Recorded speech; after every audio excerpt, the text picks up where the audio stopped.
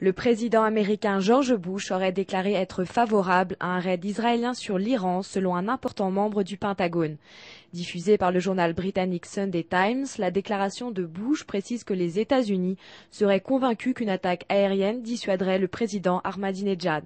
Bush aurait donc informé l'État hébreu de son possible soutien en cas d'attaque aérienne israélienne, mais seulement si les négociations diplomatiques venaient à échouer.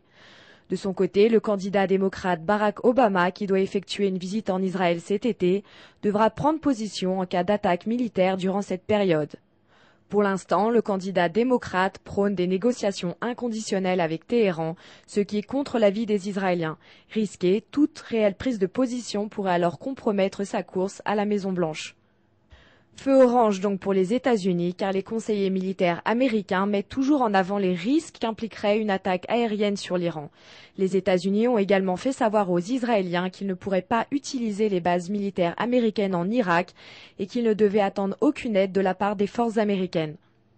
Les responsables militaires israéliens ont en outre rappelé le dispersement des sites nucléaires iraniens à travers tout le territoire, un fait qui doit être pris en compte en cas d'attaque aérienne. Les États-Unis ne donneront donc pas leur feu vert sans une preuve indéniable que l'Iran est impliqué dans des préparations militaires.